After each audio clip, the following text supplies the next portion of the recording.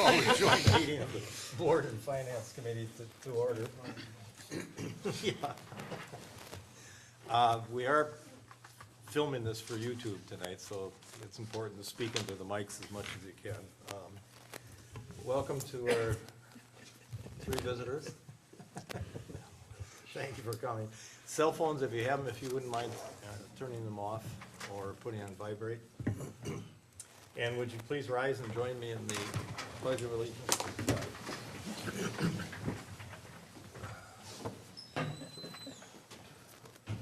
I pledge allegiance to the flag of the United States of America and to the republic for which it stands, one nation, under God, indivisible, with liberty and justice for all.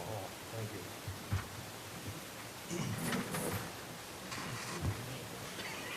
Just a quick FYI, David Studebaker has made contact with a Professor Russell, I believe it's pronounced Cashion from UW Whitewater. He will, well, Janet, will you explain actually what this is? Kind of interesting. He did a survey that Dave sat in on the, the talk about it. And what this man did was he surveyed 4 counties in the state of Wisconsin. I don't remember which counties they were, but they're counties similar to us where there's a lot of second homes. And through a formula that he and his research group has established,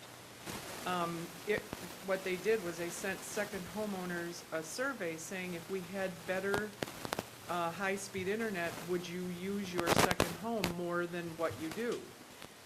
And with the response came back to them, and then through calculations, it was determined that if they had better broadband system in these 4 counties, there would be $91 million more spent a year by these second homeowners staying longer and using regular services, fuel for their cars, groceries, shopping, restaurants, nothing, that would be, extra.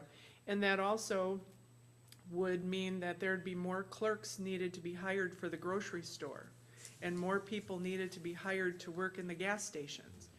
So Dave contacted this man and he explained our situation up here and said it's very similar.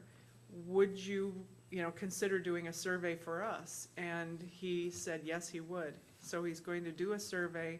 We have to provide him with the elements of our assessment role that he needs, and they're doing it for free. Great. So, He also is going to include on the survey a question about the culinary. no. No, okay, I thought you mentioned He's that gonna this use morning. the same Excel sheet that Ryan sends over to do this survey. He's gonna use that same Okay, thing to do their culinary survey. okay. But this is just a broadband survey. Is he doing it just for Liberty Grove, or is he going to include Ephraim and Sister Bay? Just Liberty Grove. He asked for the zip codes of 54210, 54234, and 54202. The reason I'm thinking of that is, I'm on Town Line, and I did have mail delivery, and then I was 54234, Sister Bay. Now, I have a post office box in Ephraim, although I'm a Liberty Grove resident. I wonder how many we're gonna miss because of that. Good point. It also missed some on the south end that have Bailey's Harbor addresses. That's 44202. Yeah, they're gonna do 54202. But when I stop and think about this man's survey, he needs the people who are second homeowners. Right. Right. So Ephraim would be a big, well, I'm gonna have to They are. ask again what he wants the parameters, but the, Associated Appraisers they'll provide us with this, Excel sheet that we need, so. Isn't it also random? In other words, he doesn't do everybody? It's random, but he needs second homeowners, and if you have a mailing address of 54234 or 54210, probably this isn't your second home. Right. Right, He needs to have the mailing addresses of out of state. I don't think so. where the tax bills are sent. Right, Yeah, the tax right. bills. So, well, we'll get it squared away, but anyway, he's gonna do it for free. Be interesting. You know, it'll also explain the budget, 5-year budget request from IT committee. Okay, let's go on then to the first agendized item. It's consider establishment of restricted highway appropriations account. Bud, you want to explain this? We had a discussion last week with, John Ludwigson came in and explained his concerns, regarding highway expenditures versus budgeted, expenditures forecasts, and, his, main, focus was that he feels that if something is not spent in highways at the end of the year, it should be held over, till the next year and applied toward highways, the next year.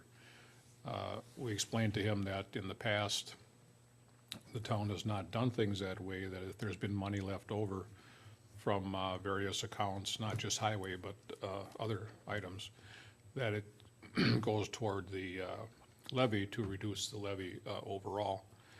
There was an exception last year where we didn't do ILV Road, we had 100,000 left over that we carried and then applied that to the, budget also. So the bottom line was, he felt that if, I explained to him that if that's done, that could result in a higher overall levy, because it would not be applied, the overage or leftovers would not be applied to the, general fund. And he felt that that would not be a problem. He didn't think it was a problem with him, and that if it was explained to the general citizens that, if this money was, being, kept for highways, it would, they would be okay with levying a higher, amount. I said, well, normally when you get to the fall of the year, the question is, what are the taxes gonna be? What are the taxes gonna be? And, it's not, you know, how much are you spending for highways, how much goes here? Everybody wants to know what the bottom line is on taxes. So, and it was very difficult, to explain to him that, because the town meeting authorizes the highway expenditures, he's interpreting that as a mandate to spend that on the highways. And I said several times, that's not the case. I said it's authorizing that amount up to that certain amount. So, I said it would be discussed here tonight, so that's kind of where we're at. Let me throw in my 2 cents worth on that. I don't see it necessarily as increasing the levy.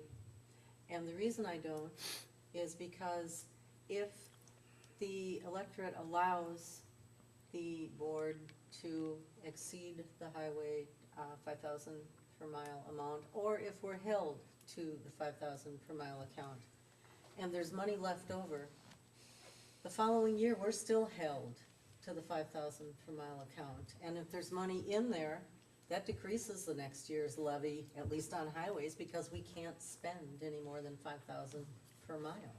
So that's less that we have to levy if there's leftover money.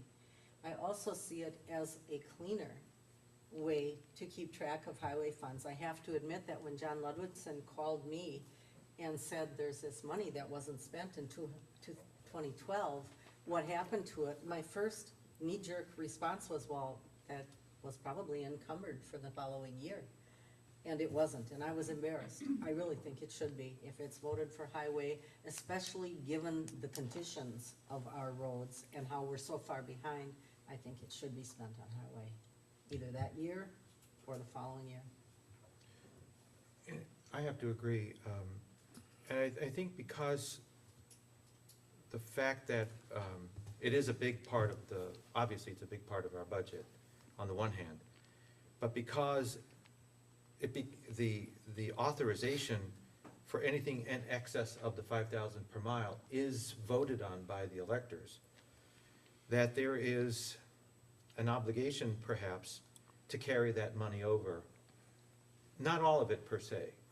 I think perhaps if we had, and the third thing would be that a lot of the control we have over when the money is going to be spent is sometimes out of our hands. It could be some kind of state, some kind of issue with an environmental concern on a road that postpones that project. Weather, and other factors that are out of the control of the town, like we had with Isle View Road. It didn't get done the year it was supposed to have gotten done. It was postponed, and monies got carried around. Then I think a lot of the impetus for this kind of proposal that we're talking about came from Isle View Road also. So maybe it could be, for example, that anything in excess of the $5,000 per mile that would be by definition approved, between $1 and $100,000 be applied to a restricted highway fund that would be carried over, as Nancy suggested. And then anything beyond, let's say, $100,000, $100,001 that had been approved but not spent can go back into the general fund. At least we have some control. And then it's a question, I think, of public appearance. What does it look like that the town is doing? Yes, I was part of the discussions with Bud and John, and I feel it's very important for us, if we do not spend funds committed to highways in a particular financial year, that we encumber those amounts and make sure they're spent in the following year. And it's very simple. I think anybody that has any problems with that will understand why we've done it. The electorate approved it, and so we're going to spend it for highways. And that's by far the biggest part of our budget. It's what, 2/3 of it at least. And I don't think this is gonna come up many years in the future. It did come up with Isle View, and it did come up with Garrett Bay Road, because there was a contentious group that wanted to put it off because of the tree cutting problems. I think in future years, this won't even come up, but should it come up and improvements not be done, then I definitely feel we should encumber those funds for the next year and see that they're spent. As long as everybody understands that just because you have unspent funds one year, it doesn't add to what you can spend the following year. Right. As long as everybody understands that. So we still are held at 5,000 a mile unless we get approval to go over. And, So- somebody isn't Well- saying, well, you have 50,000 left over from last year, so you add it to what you have now. That's not how it works. I know that works because of the 5,000 a mile rule. I think we're gonna have to go back each year to get an exception to that. And the state legislature is thinking of changing it to 10,000 miles, so that could happen when they get around to it. And it'll be easier to go back to asking for that override than to try and take that money and put it into the general fund, because each and every one of the people that question this, they're always aware or think that it's going somewhere where it shouldn't go. Exactly. Goes into a slush fund. So, Doesn't. if I understand correctly, you're proposing to just encumber the funds, or are you going to encumber the funds by project? I see, I understand the thought process, but if there is a particular road project that doesn't get done in 2014, and those dollars are encumbered for 2015, and that road project somehow slides down on the needs list, that could be a problem as well. I was talking about encumbering for highway, for highways or roads, not per project. Okay. And I think we should think in terms of a limit on what should be encumbered as well. I don't see that it should be, 800,000 is approved by the electors, and the town spends 500, and there's 300,000. I think for some discretion on the part of the town and the committee, the finance committee, that there should be an upper limit as to what is encumbered, and then let the rest go into the general fund, which I think is a compromise as to how we need to live from paycheck to paycheck to pay everything that we need to pay. Could it go into the unallocated reserve as opposed to the general fund? Oh, that. I don't know if that's a perfectly- semantics or if that might I be. think that's a perfectly good place for it as well.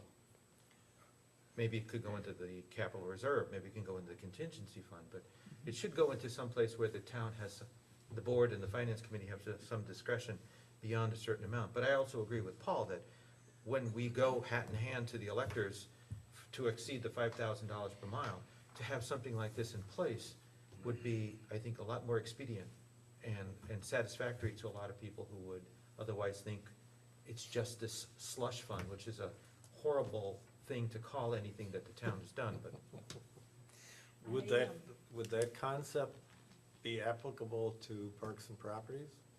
Sure. I mean, theoretically, we're facing a rather large expenditure in the marina, in Ellison Bay, and I'm just wondering if we appropriate, a certain amount of money for that marina, and it's not spent in any given year, should those funds go back into that? Or are we going down a slippery slope here? I think we are. I think we're, the only, or the main reason why I'm in favor of encumbering them for roads is that we are under a state mandate to keep it at 5,000 without electorate approval. We are not under any such mandate for any other line item in our budget. I do still have a problem with splitting any excess funds, especially if we've gone to the public and they have approved an overage of X amount of dollars.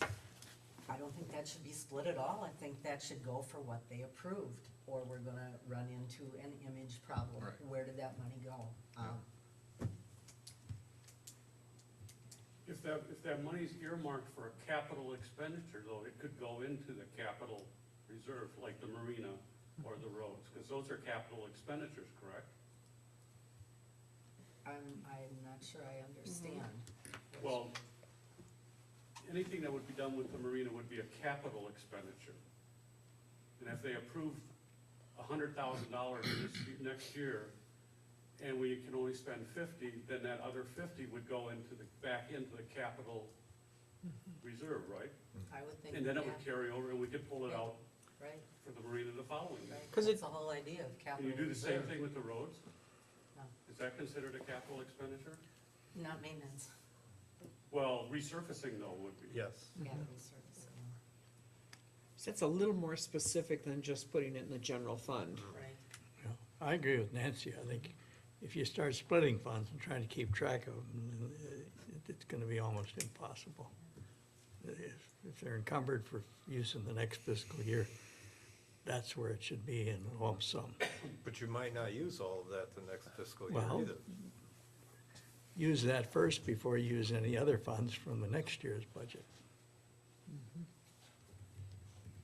We've already discovered that being held to the 5,000 per mile limit, we spend that and need more. I can't imagine us having a surplus with our roads and the condition they're in. Oh, we're way behind in our road maintenance, years. If you look at the highway budgets, about 2/3 of it though is maintenance. And the rest of it then is actual paving or chip sealing or whatever. So I guess the question becomes, okay, you have 100,000 that was not spent. Do we automatically say that that's gonna go for paving next year, or does it go for maintenance, or does it stay there and that decision is made later on? I think it stays in roads, and that Okay. decision is made later on based upon needs, priorities. But the 100,000 that gets rolled over for the next year, then we levy 400,000 instead of 500,000. If that 100,000 goes back into the general fund, then we're back at levying 500,000 the next year, because that's what we need and that's what the state allows us, or more. But you're still restricted to that 5,000 That's plus. right. Yes, That's this is right. why I said we're gonna have to have that extended, number one. So I think, you know, we'll work it out. I think we do have to talk to our accountants about this procedure too, and how it ends up being handled in our records. Peter? John, if you come with a good explanation like you did at the last voters meeting, and you indicate that there's $100,000 from last year that wasn't spent, I'll bet they'd approve adding that to the 5,000. So you probably wouldn't have any problem. Yeah. All right, the clearer you can make it to the electorate, that it's not just a, you know, going into a pot, the better off you're gonna be.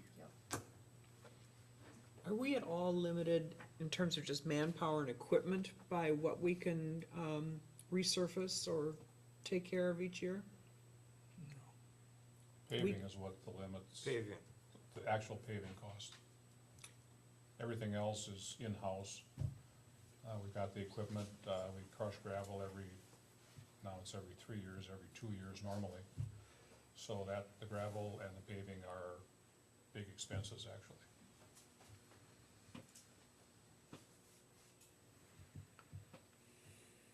Okay, let's go back to what Lou suggested, that if you take a portion of this and put it back into highway, but anything above a certain amount goes back in the general fund, how does that run? I think then you're back to trying to explain your way out of the box. Yeah. Okay. That's right. I agree. As a taxpayer, if I have voted to approve X amount of dollars over the 5,000 per mile, and only half of that gets put back, I'm upset about that. Why did I approve that? Exactly. Yeah. Exactly. Very logical.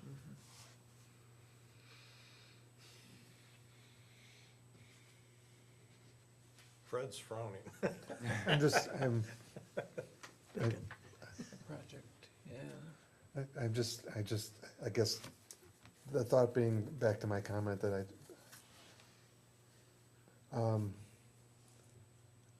I can understand the thought process, I guess I'm a little concerned in the methodology of parking dollars, for highways, and then, going to the electorate to exceed the $5,000 per mile the following year, and how, I guess I need to wrap my arms around that a little bit more than what I have. Well, if you can show that reserve that you're building up or keeping aside is for a definite project or purchase, that makes it a lot easier, because, you know, you can say, well, like this year now, this coming year, we've got a patrol truck in the 5-year plan. Well, look at your 5-year plan, and now maybe in another 5 years, there's another one coming due for 150, 175,000, so you're channeling it toward that, plus there's gonna be other stuff out there that you need to do. And if you can say this is for that project, which you're supposed to do, that should make it a little easier to swallow. Cleaner. And that, of course, means, Fred, that highway expenses are not just road maintenance and road resurfacing. No. It's Okay. everything having to do, salaries, Sure. trucks, fuel, Sure. plow blades, everything. So, let me back up and take Bud's comment. 2 years from now, let's say we go ahead with this idea, 2 years from now, patrol truck. Why do they call it a patrol truck? I have no idea, pickup truck. Patrol truck. The pickup truck is different. Oh, okay, It just happens to be a pickup. You're patrolling your highways. okay. Anyway, a truck. And all of a sudden, we've taken X number of dollars that was appropriated for highways and bought a piece of equipment. Are we running into a little, hey, wait a minute, guys, what are you doing that for? Even though it's part of the highway budget? Or do you take those funds that are not spent and strictly has to go for, road maintenance and/or resurfacing? Does roads? And then our wages tossed into that.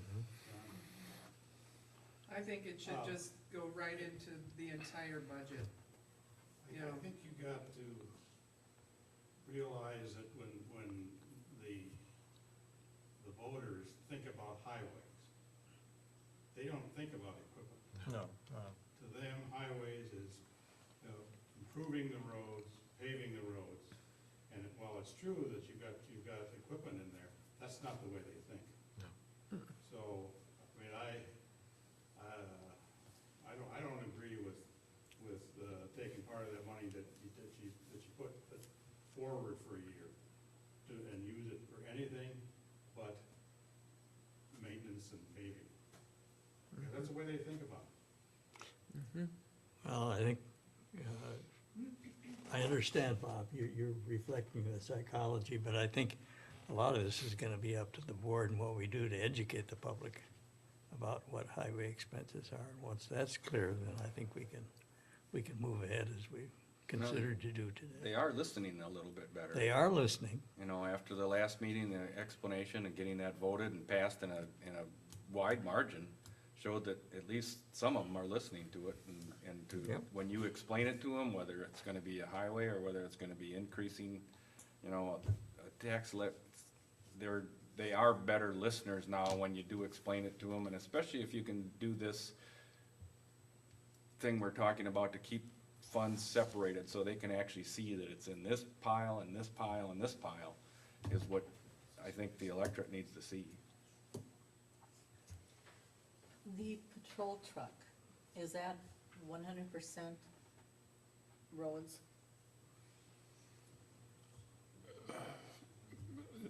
Essentially, we use it once in a while to haul brush and whatnot from a park, but not very much. Because you've got your, your main equipment on there is you got your chassis and then your box, and those two items could be, I suppose, partially charged out to parks and or property. But you've got your plow, your wing, and your sander, well, that's 100% road. Well, I'm just thinking that in most municipal instances, vehicles are capital reserve. And it's a line item that is saved for, like a fire truck. How do we incorporate that? It should definitely be saved for. It shouldn't be something that, oh, it's 2015 or 16, we're gonna borrow $150,000 for a truck. So how do we get from point A to point B on that? Again, I think the answer may be with our accountants and the way we handle those figures in our books, clearly. Yeah, that's a note and that brings up something that I wrote down this afternoon about it, you know, what do we have planned for the future in some of these major expenses that people, you know, when the backhoe thing came up, that was a firecracker, you know, and a few other, the plasma cutter, whatever, all those little things that added up to a fair amount of money, that's what surprised everyone. And I think when we're building this budget or approving it, we have to know if those things are, you know, in there, and if you can, you know, a surprise if the patrol truck dies, I mean, that, you can't control that, you have to have monies for that, but, I think we just need to make people more aware of what's going on in this 5-year plan program that we're talking about. At least will alert, people that things can, happen. And generally speaking, I think people can learn too that a budget is a budget. Emergencies happen and things have to be changed. And if we have to take things up to the electorate when they change, then we do. Well, we got the 5-year plan, that's been developed for highway, Right. and that's right here now, it's been out there for a while, at least the highway committee. So this shows through 2018, basically what should be done according to the road rating and what's going on with, the piping on Scandia Road and the equipment, it's all right here. Yeah. I looked at that and I wondered, looking at the patrol truck in particular, because that's a big ticket item, is there going to be any money set aside for that, or is that just gonna be a hit when that year rolls around? Well, it's on the docket for this coming year. Right. And that's how we've been doing things for years, and I definitely think that is not the way to do it. That needs to be saved for, like a fire truck. What about the concept of putting the equipment as such, separating it out? Does that make any sense? It does. You'd almost have to do equipment, then labor, then actual costs of. Materials. Materials. Just do three, materials, labor, and equipment. Maybe there's more subcategories, but at least those three. But you still, the equipment's still part of highway, so you've got to explain that if you're going for if you're gonna need money for your greater than 5,000 a mile because of equipment. So you're gonna have to get that message out there. Well, but what Nancy is saying is that if you take that out of, pick up the patrol truck, out of highways and place it as a capital expenditure under equipment, and say it, each year you save for it, because we know what's coming up, each year you save for it, and you put so much toward it, that the time, when the time comes, the money's there. And it doesn't count against highway. I- So It that, does, so, it would count against highway. well, it probably wouldn't count against highway No. until you buy it. Right. Right. But when you do buy it, it counts against your $5,000 a mile. Exactly. Right, but at least you have the money. Well, okay, but you've saved for it, but it still counts against it. Yep. And what's happening here with Liberty Grove is we've never done that before. So we are now looking at needing to have a patrol truck. We have never saved before. It's a good idea to try to save something, but unless we get a levy override, where are you going to get the funds to save, to throw into capital reserve to save for something like this? Where are you gonna get those funds? If that override had passed last year with the 200,000, it would have been an ongoing override, and this year now we'd have, if we would have set that 200 aside, we'd have 400 this year. And that's basically what we're looking at as, over the levy cap right now.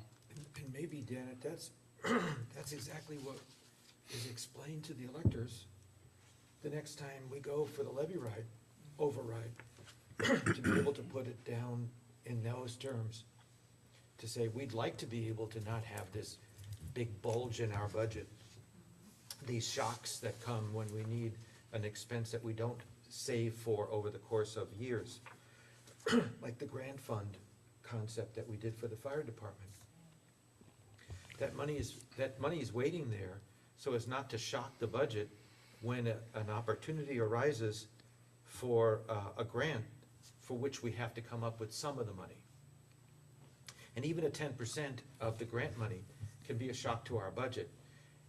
The grant fund is actually is putting that money aside so that when and if a grant proposal does come along, we don't have to shock the budget, but we just dip into the grant fund itself. So this is what we're talking about, like a capital purchase kind of fund that would be a reason for a levy override. So you're going for an override, let's say you have to buy some equipment that's $200,000, which throws your or your highway expenditures for the year to $700,000. But you have to go for the override. However, you don't have to tax more because 200,000 is coming out of your reserve. And that's what you're talking about is, Exactly. I think that's why the vote Reducing the last meeting went so well. Not only the good explanation, but the fact that the money was there, it just had to be reshuffled. reshuffled. Sometime you're still gonna have to have more money. I mean, Oh, yeah. it's just, Absolutely. Yeah. It's not getting around that. Well, I'm looking too at 2018, is this a second patrol truck and equipment at 185,000, 3 years after we're spending 175,000? In 18, the costs go up, so because we're getting one, have one planned for this coming year, because of the truck we're getting, that 18 one will probably come off the docket. I'm sorry, we'll probably, Not have to happen.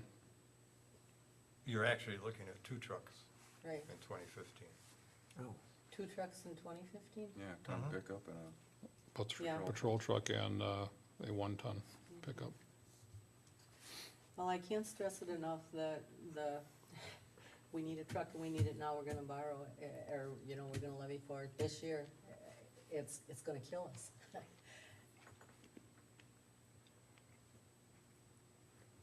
At some point in time, we have to start saving, whether we are able to save 100% of the money,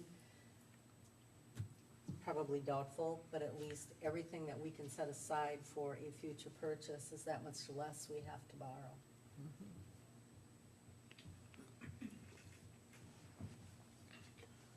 I think the big solution is gonna be the levy override. Well, yeah. as long as the money's there. Well, we haven't seen the other committees' proposals yet in their 5-year plan. And that's what's happening is that the 5-year plans now are exposing what the town actually should have been probably thinking about years ago. And that's not pointing the blame at anybody at all. I mean, it's just, all of a sudden, we're into this idea that, we better start planning the future. And I think it came basically from roads, because Frank, right off the bat, said, our roads were way behind on our road repair. Why does the equipment have to reside in the highway? Probably a Same- state regulation on how you account for it. Same way your legal expense resides in the highway when you hire a lawyer to, It litigate roads relates to issues. highways gotta be there. Again, the details of this, I don't think any of us are capable of dealing with, and this is why we have an auditor and an auditing firm that knows how this is done across this area of the state and can lead us in the right way to do it from an accounting viewpoint properly. Municipal accounting is different than your own personal Absolutely. Yeah. way that you account for things. It's different than corporate planning, individual planning, 501c3 planning. All these accounting systems are different based upon the regulations you have to operate under. Well, back to the original question. I'll make a motion that the finance committee recommend to the town board I assume by resolution, not by ordinance, right? A resolution? Well, Resolution? actually, the town board, you as a town board can do that right here. Yeah, we're here. Oh, It's not on the agenda for tomorrow night at all. okay. That the town board resolve that funds in excess of the statutory per mile allowance be encumbered by being deposited in a restricted highway account to be rolled over and applied to highway expenses the following budget year or subsequent years. I'll second that. Discussion.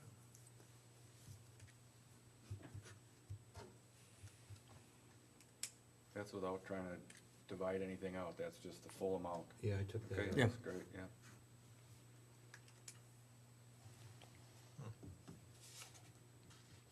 Well, all in favor indicate by saying aye. Aye. Aye. Opposed? You want it, Motion Bud? carried. Yep.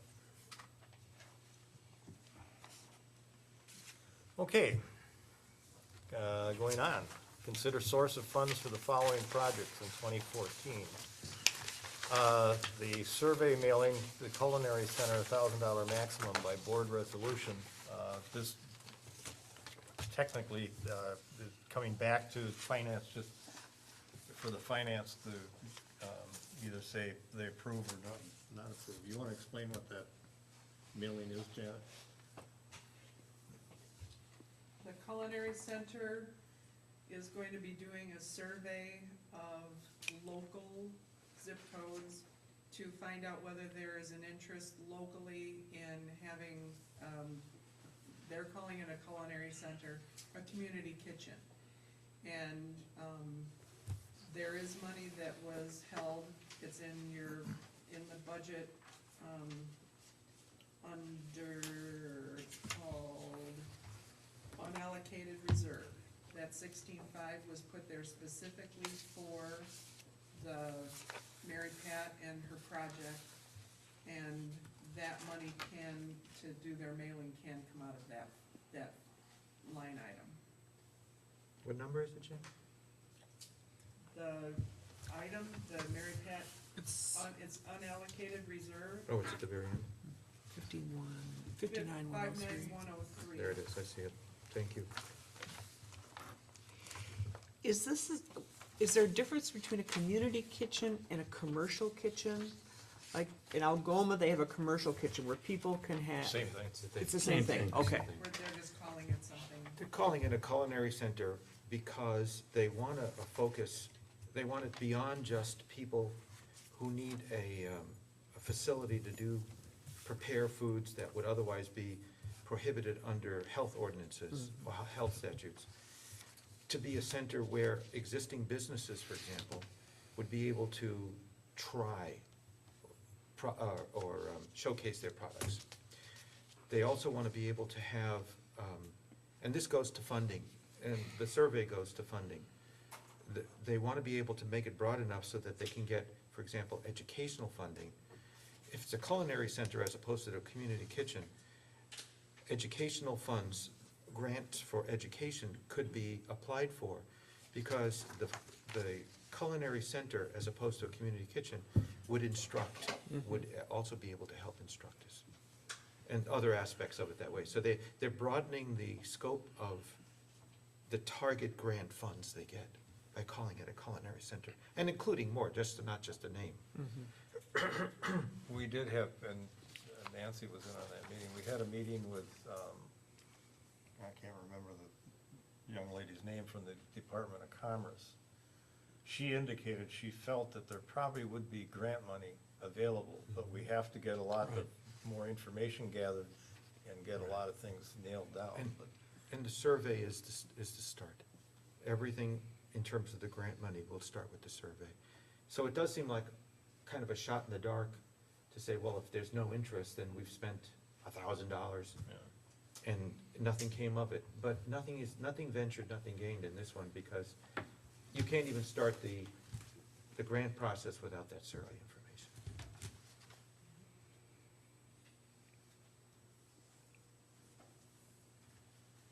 So I guess if we are comfortable with that, all it takes is a motion to go ahead, so to release the funds for that.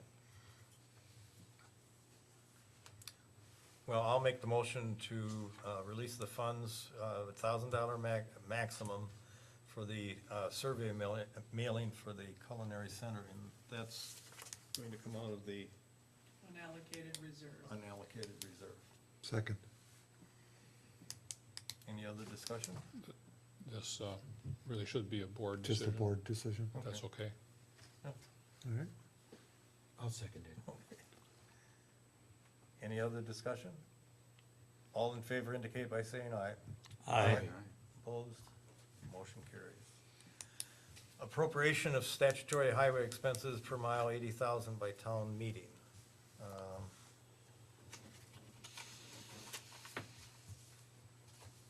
This kind of needs a formal blessing, am I correct?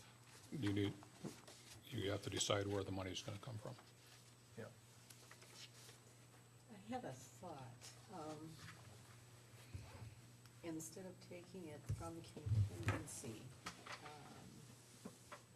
because more was actually put into capital reserve from the audit, could we, one time only, move money from capital reserve to contingency, and then take it from contingency? Was the decision made that it could only come from contingency? I'm not sure what the motion was. Yeah, what did we vote I don't think there was. No? I don't think we had a discussion about, we're speculating, I think, about it. So, in that case, I think it would be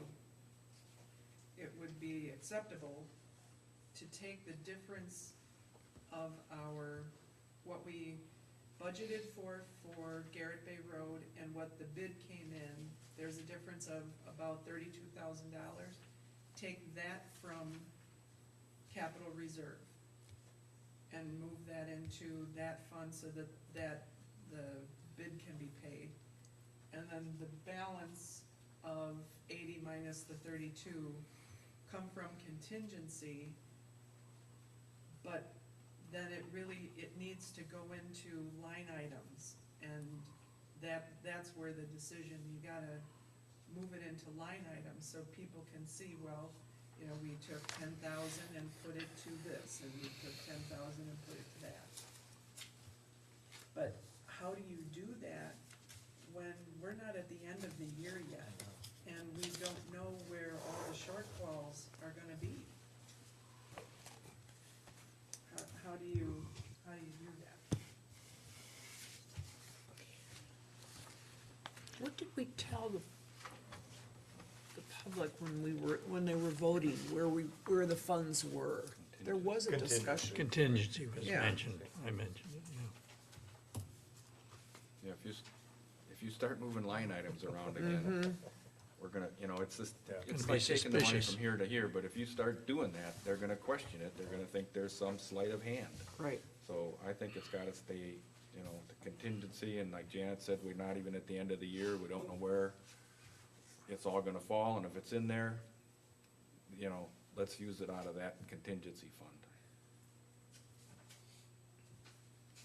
Well, and if the catastrophe strikes, we can always move from capital, money out of capital into contingency to cover it, if we had to.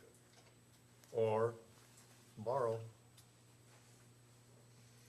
I guess the reason for my suggestion was contingency is just that, it's a fund, oh my God, now what are we gonna do? Yeah, And capital is pretty much fixed, but seeing as how last year capital got funded finally, with the excess and unable to be used funds from exceeding the 5,000 per mile.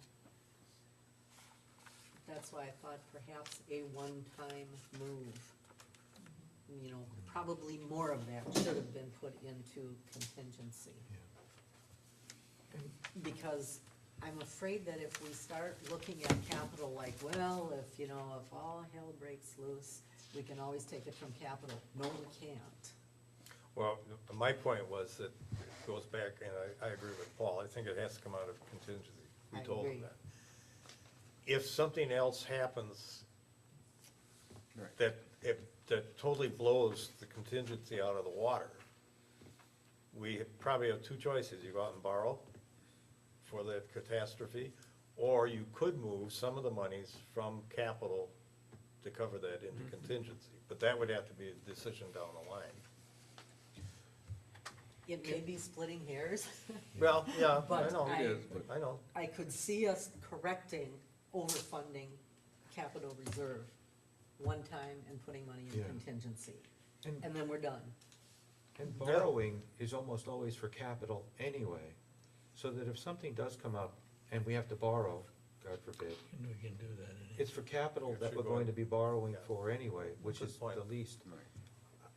And I don't think that the town will hold it, well, I shouldn't say that, put our feet to the fire about the fact that some of it's coming from capital as opposed to contingency. In their minds, I think it was just the excess over what was approved in the budget for highways, but not approved for highways. That 300,000 that they think is floating around someplace. We just happen to split the baby in more or less and put some of it in one and the other. So you think that there would be objection to taking the difference of the bid and what was budgeted out of capital reserve and applying it to that line item this one time? I don't think there's gonna be, I don't see an objection to it. I can't imagine why. Cause It- it's, that to me is kind of a clean way Mhm. of covering that Garrett Bay Road, item. You've got, I just lost my place here. 57331. We have a contract amount for 154 something. We have a budgeted amount of 118,871. We take the difference between the bid and that, move that from capital reserve, and then the difference between that number and the 80,000 stays in contingency and gets moved where it needs to go, but, you know, not until it's needed.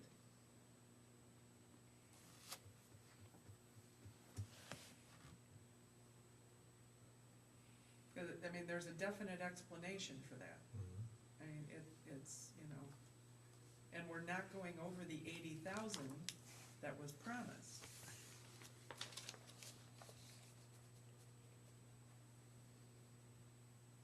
So, I don't, that's what I think should happen.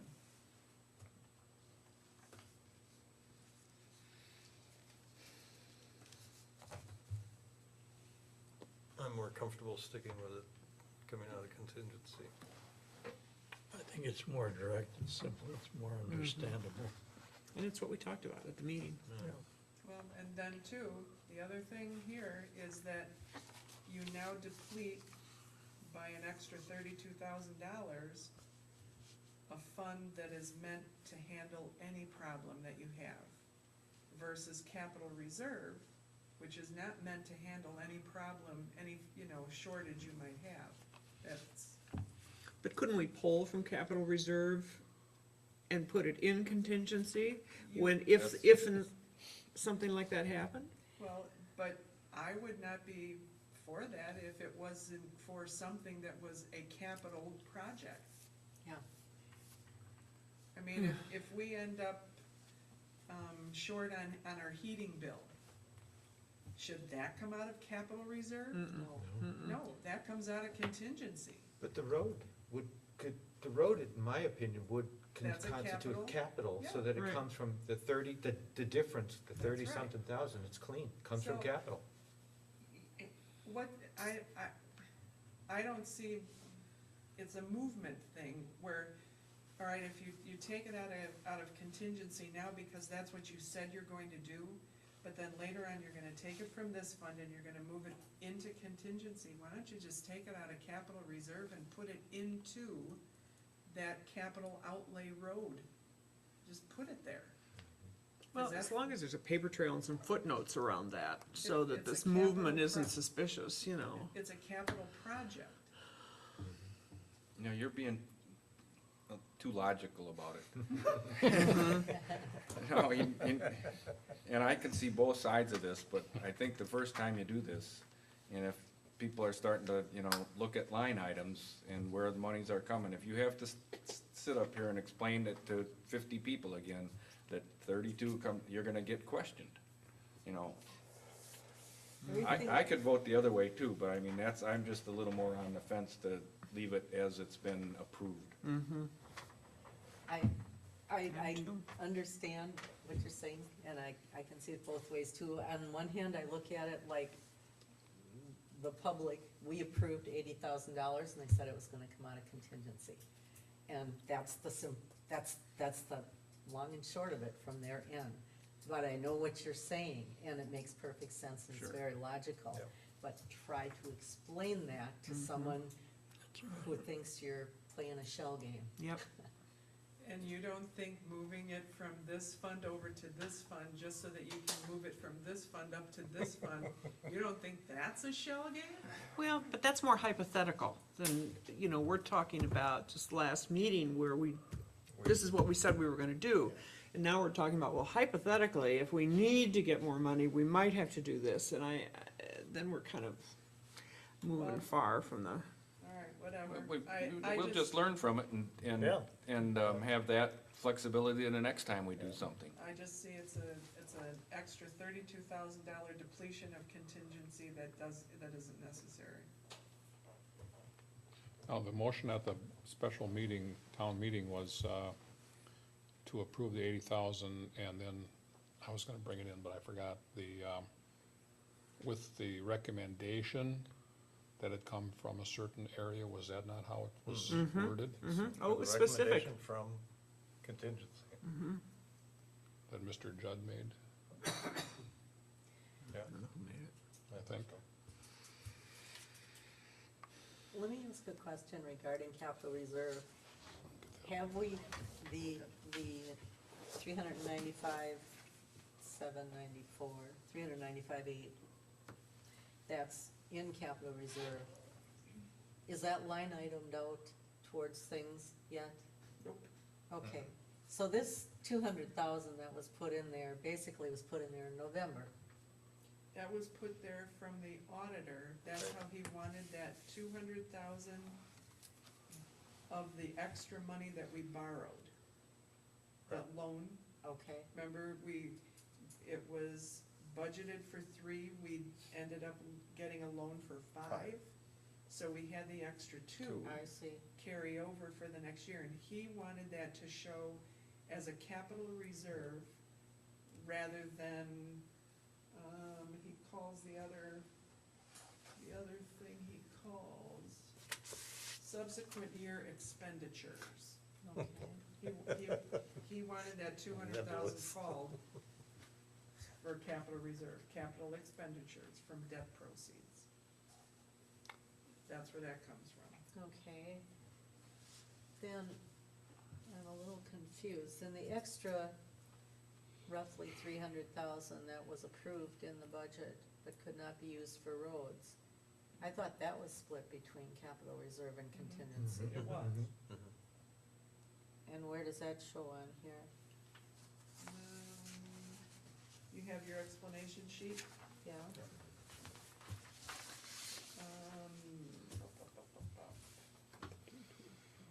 At the 12-2 board finance meeting. It's in that section.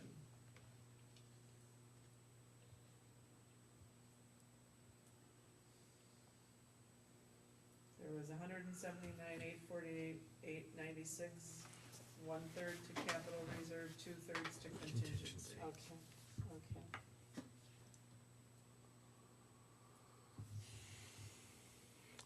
My only comment at this point is I think we have to defer to the Schenck people and the regulations that govern what can and can't be done. And this we'll have to find out, there's no immediate reason for us to make a decision tonight, is there? Well, yeah, we wanna get going on the project. Okay, so basically, I still keep coming back to perhaps inadvertently, the board overfunded capital reserve. Inadvertently. Inadvertently, absolutely. But wasn't this a suggestion from the Well- auditor? No, No. the No. board decision to, when they decided to borrow the full amount for the fire truck, Right. Yeah. and their decision to take that, the $125,000 we had budgeted and put that into capital reserve may have been a little bit of a knee-jerk decision, but nevertheless, it was made. So, you know, and I'm sure the reason that was made was because that money was actually earmarked for a fire truck. Right. So, rather than just putting it back into the general fund or contingency, that money was earmarked for a fire truck, we're gonna put it into capital reserve. And that's appropriate, I guess. And to be honest with you, I don't think our capital reserve fund is so overfunded at the moment. No, Because No, of I'm- all the No road way. work we need to have done. And other things, you know, Right. patrol trucks. patrol and, truck, you know, right. So, The- I don't think it's necessarily overfunded. And I wasn't, by using the term overfunded, it was like, there's been nothing there for Yeah. years. And all of a sudden. All of a yeah, sudden, all of a there's a- sudden, there's yeah. a lot there. And, you know, perhaps I should not have, you know, gave the impression that I think it's overfunded. I do not. I'm delighted. But that still leaves us with, the $80,000 that we said was gonna come out of contingency, and that the people, you know, are allowing us to spend in excess. And I can go either way, you know, I'm Then, fine. what if we were to move, like you guys are talking about, just move it from, just the money for the road, that's all I'm talking about.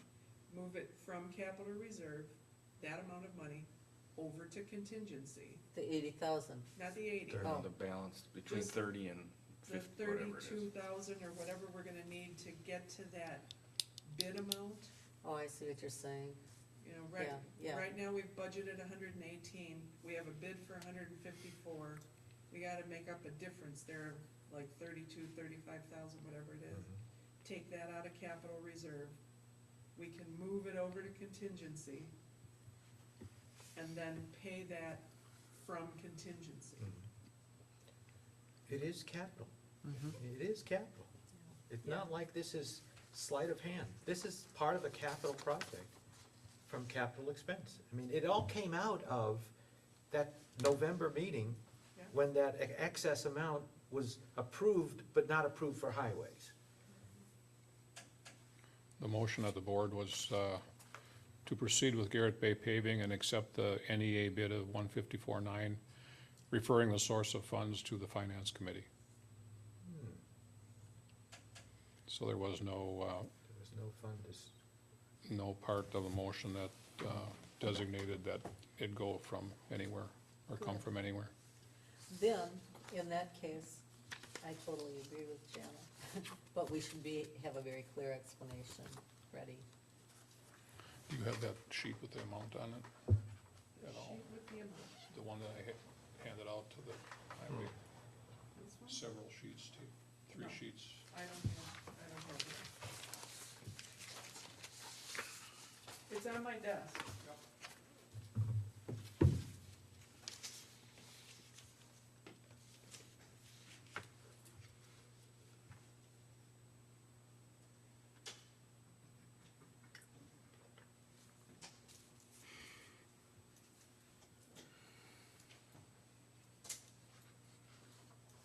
So, the suggestion is,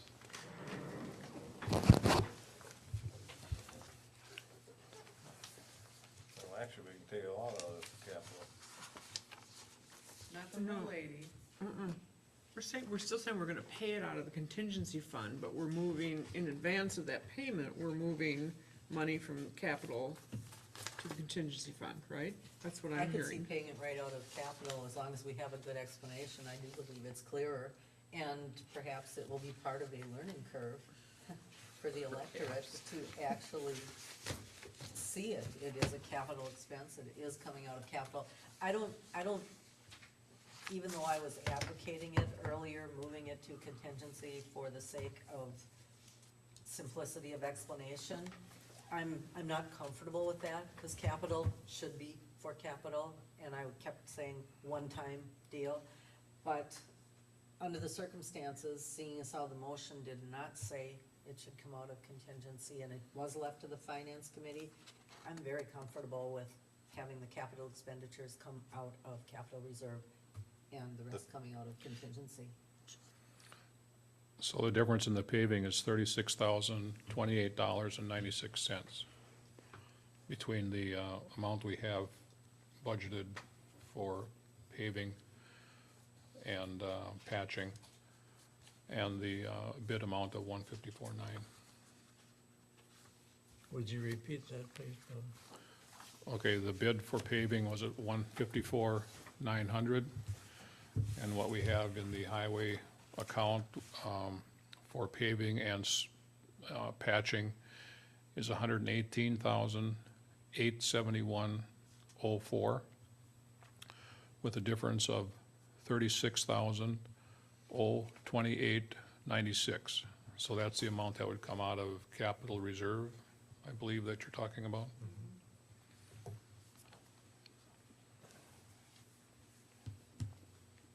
The only question I have at this point is resurfacing a capital expense? Certainly a new road would be a capital expense, but is resurfacing, is that maintenance? According to Mike Kay, yes. Okay. Thank you. It's capital. It's capital. It's capital, yes. okay, thank you.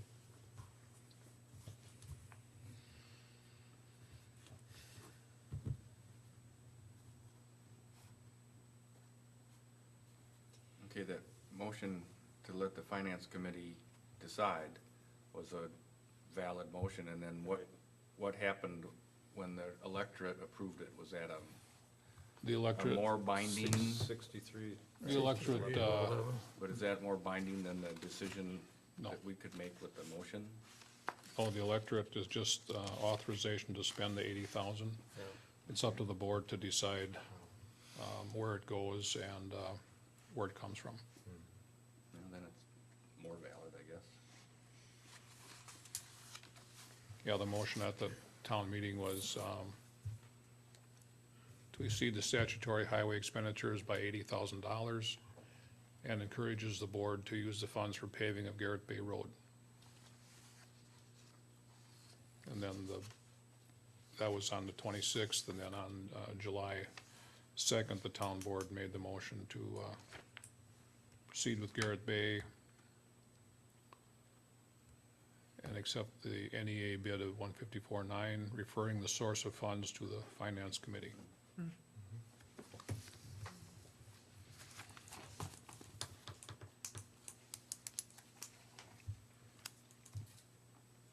I would make a motion that we fund the paving of Garrett Bay Road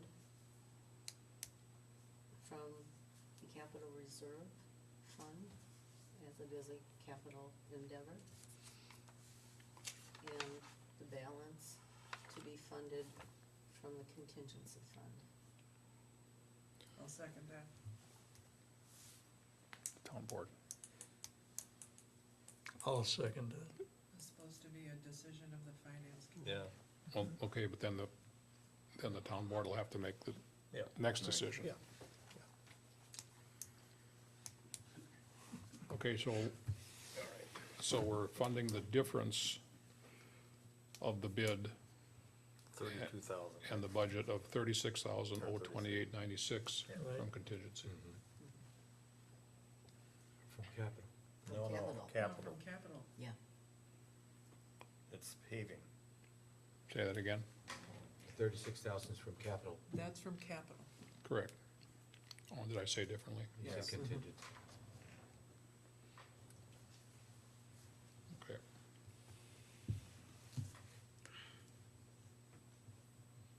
remainder is coming out of contingency.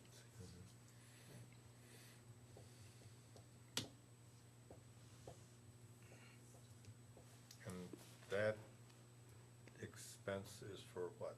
Just so we're clear. Everything except paving for that project.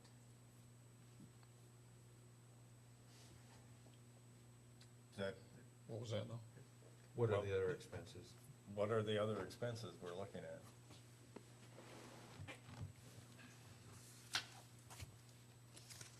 Because I think there was a comment made that, make sure that that money is spent to pay Garrett Bay Road. Right. That was definite. But the shortfall of 80 wasn't just paving of Garrett Bay Road, it was all kinds of highway expenditure. This was highway expenditures in total. So the difference of 43,971 is in several categories to be determined because we haven't come to the end of the year. Like wages and salt and, Heat, salt, yeah. Wages, Wages.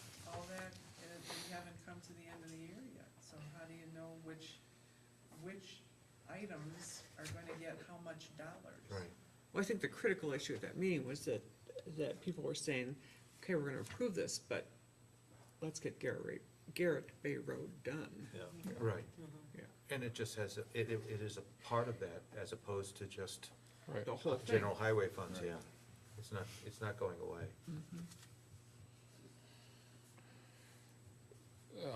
You had total public works budgeted of 386, 378. The projected for the year is 426, 311. Capital outlay was budgeted at 121, 121. The predicted expense is 156, 572. Those totals come to 582, 883. And then you take 507, 500 from that, giving a balance of 75,383. The 80. And we asked for 80,000.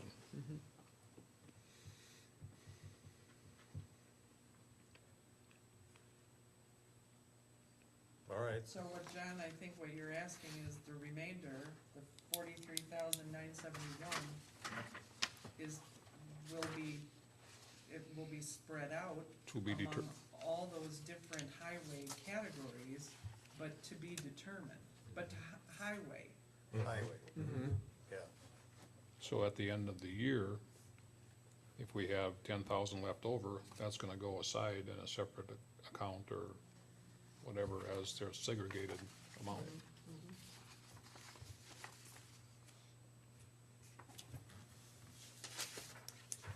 okay, so everybody understand? What was the motion? Yeah, I wanna read the motion. Fund the paving, difference of 36,028.96 for Garrett Bay Road from capital reserve.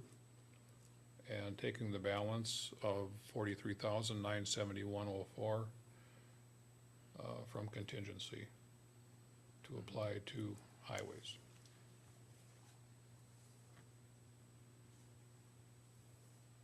All in favor indicate by saying aye. Aye. Opposed? Motion carries. I'll make a motion that we approve the recommendation of the Finance Committee to take the 36,028.96 out of capital and the balance out of contingency I'll second that. for highway. I'll second. Second. Discussion? All in favor indicate by saying aye. Aye. Opposed? Motion carries.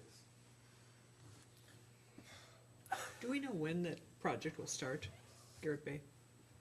No, because of the lateness of our actions here, the pulverizing machine has been pretty much booked up and they're trying to squeeze it in at the end of this month or the first part of next month. So if that happens, then it would be, I guess, maybe the middle of August or at the latest to get it paved in that timeframe. Labor Day. Yeah. Yeah. And if I might, I know this is public input and correspondence, I guess, together, but two seasonal residents wanted me to pass along to the board and the highway department their great pleasure with the way Garrett Bay Road has been handled, both in terms of its aesthetics and all the requests that they made to the highway department, highway crew, in terms of how they wanted certain stones moved and certain trees cut down. I was sought out by the Bob and Alice Chrismer, who live right on Garrett Bay Road, and by Tom and Nancy Johnson, who are their neighbors on Garrett Bay Road as well. Okay, donation request for treatment of Phragmites in vases. I don't know who wants it. There was no number thrown out at the meeting, was there, by No. Colthurst? No. I talked to him today. There's 23 acres to treat in Liberty Grove. It's all shoreline. The cost is $500 an acre. So the cost would be $11,500 over a period of 2 years. He suggested, well, it's up to the board, what the board wants to do. Some of the other municipalities have given $500, $800. Masswappi gave them $11,000 a couple of years ago.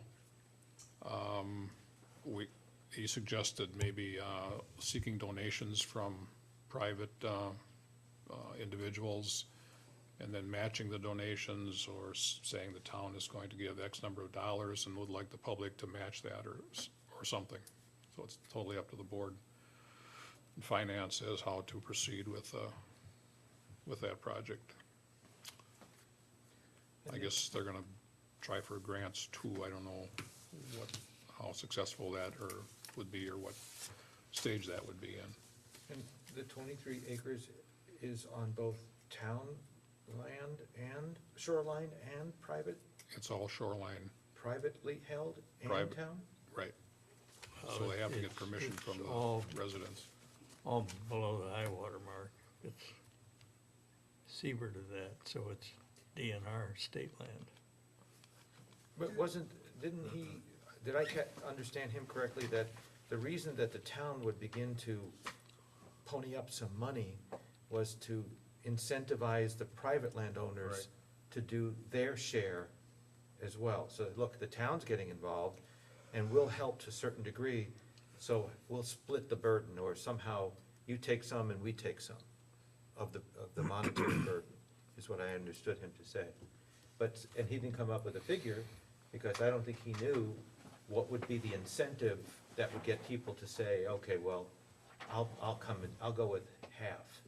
When, in Chicago, when you wanted new sidewalk in front of your property, the city would do it, but the homeowner came up with 50% of the sidewalk cost. And then the city came up with the other 50%. Is that kind of what he was suggesting, that homeowners, Along those lines, landowners come up with something as well? along those lines, yeah. They don't have to, though. No, No, and they wouldn't go ahead with the 20 acres if they didn't have it covered from the state level. So what we would do would just be fatten the account for Phragmite. Can I- Oh, no, I don't, I think they're gonna go ahead with it out of county funding. Yes, that's right. Right. They have the funds for it. It's in their budget. So they're gonna do it irregardless of how much money we come up with? That's correct. They've made the decision to go ahead. It says donation. Yeah, Right. The donations are just because it gives them, Okay. Does A the little bit. landowner have to agree to it? no. There's no pressure on the landowner or No, no no. pressure on the town. not to donate, does the landowner have to agree to the treatment? Correct. I believe they do. I don't think, They have to agree to it? I think they do. Because if the landowner doesn't agree to it, there's no point in doing it. well, You the- leave- no, I think they will notify the landowners that they are going ahead. I think that's what he said that day. Really? I don't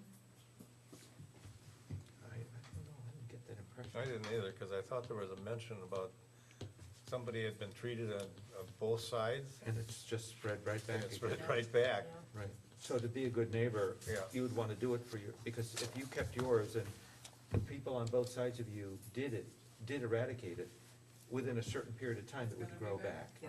Yep. Definitely. Well, do we wanna tap contingency? Here, all of a sudden you got an emergency.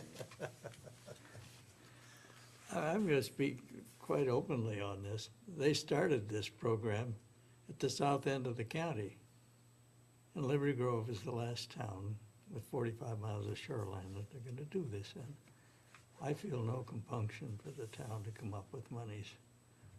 You Which is mentioned what- that he already had $900,000 to spend on that. If they're getting grant money for this, why, I mean, They're just hoping we'll get some. Yeah, I don't see the. we don't know need- what they're gonna do with what we give them. I don't see the need to donate anything to something that's already funded. Well, especially on private property. Yeah. We're talking tax dollars here. But that was my question to Bud, though, how much of that 23 acres is town property, Or public property. or public property? Yeah, I don't know what the percentage would be. There is some at least, anyway, then, no? Some, but not much. Well, they've already done large portions of North Bay that's in the town. Well, maybe this is something at budget time we should come back to.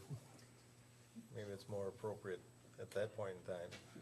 I don't see that we have any funds to donate. We'll throw it into the Good point. pot of money that people are looking for donations Yeah. and see where that ends up going. Economic development, Mhm. he's, talking to Sister Bay tonight, he's at a meeting over there.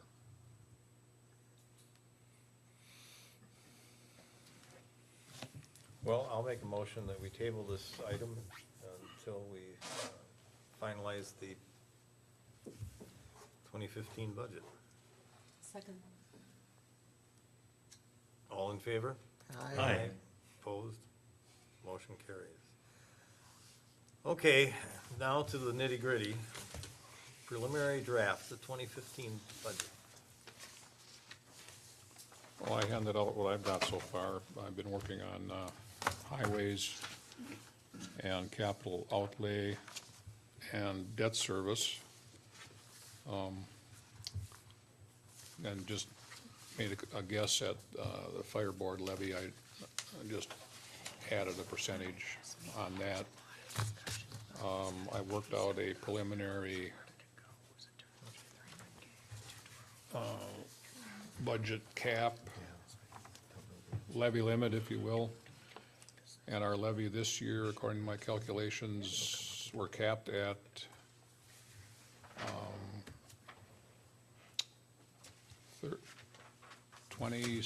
about $26,000 less than last year.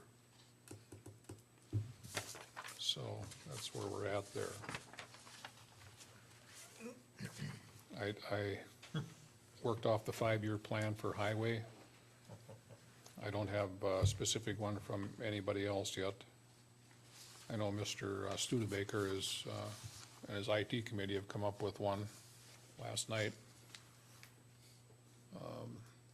15 is 66,350. In looking at the first part of the budget where I've got IT in there, when I worked this out, I don't know, a few months ago, several months ago, I stuck 40,000 in for IT because there was a rumor that they were coming in with guns a-blazing. So They actually turned to a machine gun. if, patrol gun, A patrol gun. Patrol car, truck rental. 66,350 isn't, that much over what I actually put in there a while back. And at this point, looking at what I've got so far, and I need to really go through the other parts of it a little more thoroughly, we're 400,000 over the cap. think it's maybe 400,000 plus. It's kind of where we were when we started talking about it a year ago or so. And I would like to suggest that we consider, the board last year wanted to hire a clerk, and we actually ended up interviewing one individual, and the finances of that didn't work, and we dropped it. I think we need to revisit that.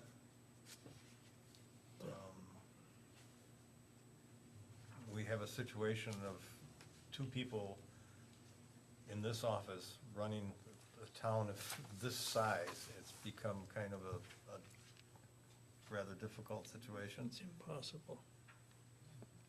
The other thing, at some point in time, when we decide to let Bud retire, it's probably gonna, we're not gonna find somebody that's gonna do what he does. I mean, he's here on Saturdays, he's here at night, and I think, you know, when you interview somebody for the town administrator's job and tell them they have to be here at night, they have to be here on Saturdays and so forth, it's probably not gonna work. And Well, that's where you need, that's why you need to split that job. right, Right. That, you know, you need to split the job, you need to have a separate clerk, full-time, with an administrator. Part of the IT's budget wish that they came up with also, very interestingly, they added in a number of 20,000 a year for a half-time intern that would do pretty much grant writing. And again, you know, this is a number that just came up, but this isn't just an IT person. This intern doing grant writing can do every part of the town, yeah. so, you know, Is any of this on, Is this on page 8? no. No, No. no, sorry. This just came in this afternoon, so.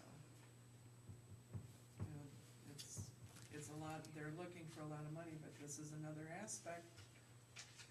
You know, somebody that does nothing but grant writing, save the town some money, If they pay for themselves, Yeah. if they pay for if themselves. they pay for themselves. I think we were in a major error not 2 years ago to go ahead and hire a clerk. We were penny wise and pound foolish. It was, and we have to do it in the 2015 budget. It's an absolute But necessary now you move. understand that that's pushing your levy, well, the levy override is going to, and that's a decision we're gonna have to make. It's gonna Yes, and I think we have to. probably end up being a lot more than the 400,000. Yeah, well, we have to push for that because it's the right thing. This town has been on a cash in, cash out basis for too many years. Rumor has it, isn't it, that Bailey's Harbor has $2 million sitting around someplace that they've collected in taxes and are just waiting to spend it for the right projects. And I think they have contingency funds and capital restricted funds almost in every other municipality. I know Ephraim does, don't they, Nancy? Oh, Yeah, absolutely. absolutely. We have to do this. It's, Sister Bay had the money for that fire truck, its portion of the fire truck, 3 years sitting there. yeah, It had, and it didn't have a problem in the world keeping it right where it's supposed to be. Well, Our of course, levy just they're- has to go They're up. in a little bit different situation. I mean, they don't have to go and have the electors approve any of it. because it's a village. And they don't have as many roads. Well, yeah, they don't have anywhere near as many roads. They're in pretty bad shape too. So, next meeting? I just wondered, I was thinking of old business. At our last meeting, we were talking about an $87,000 difference. Remember that, Janet? Because we'd asked you to see if you could find where that $87,000 went. And I'm wondering if, I think, do you have this paper in front of you? Yep. This explanation of all those different things that took place at all the different board meetings. I believe this is what everyone was referring to.